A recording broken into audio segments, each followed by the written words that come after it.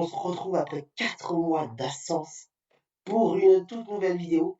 Et alors avant de vous lancer dans le sujet concret, j'aimerais vous dire que je lancerai une vidéo par semaine pour le moment. Et puis au fur et à mesure des mois à venir, peut-être que j'en ferai 2 par semaine. Et après je reprendrai peut-être tous les jours. Mais pour le moment, ce sera qu'une fois par semaine sur un gros dossier. Et celui-là, je le bosse depuis un peu plus d'un mois. Je parle de la chanson Fiche le camp Jack de Richard Tony. Alors, si vous voulez bien, on va d'abord écouter un peu la musique. Et puis après, moi, je vous raconte ce que j'ai compris sur la chanson.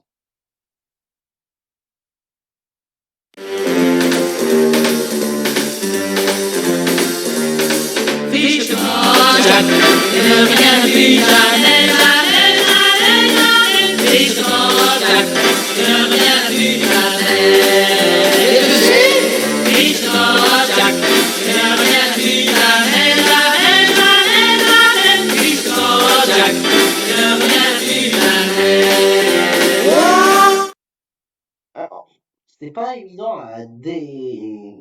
à décrypter ce que raconte cette chanson, mais chacun a son point de vue et pense différemment. Moi, voilà ce que je pense.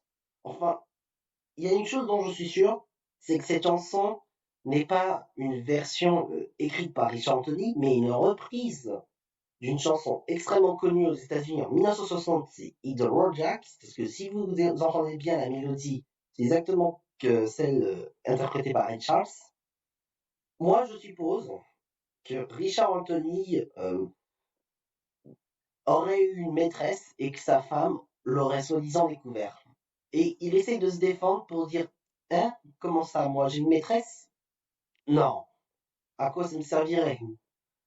Moi, ce que j'en pense, c'est que déjà cette chanson, c'est une des chansons les plus oubliées de Richard Anthony parce que quand on vous parle de Richard Anthony, la première chanson qui vous vient en tête, c'est J'entends siffler le train, qui est sorti en 1962, ou bien Amoureux de ma femme, qui est sorti 12 ans plus tard en 1974.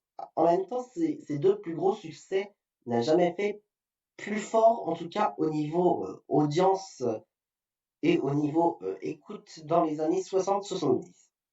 Et Fish le Jack était un peu un échec parce qu'il pensait en reprenant un grand classique de la musique soul, en l'occurrence Red Charles, il pensait que ça allait faire carton plein. Il s'est malheureusement beaucoup trompé sur toute la ligne, en tout cas à mon point de vue.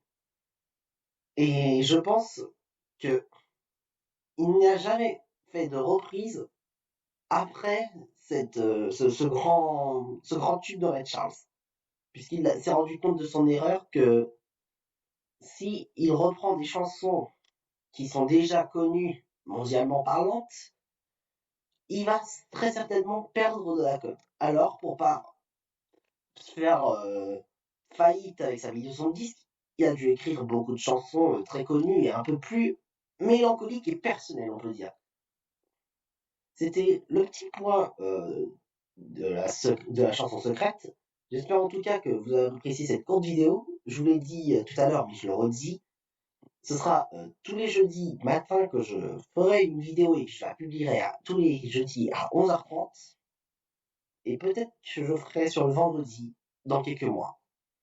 J'espère en tout cas, de derrière ton écran, t'as apprécié la vidéo. Tu sais ce qu'il te reste à faire, tu connais la chanson.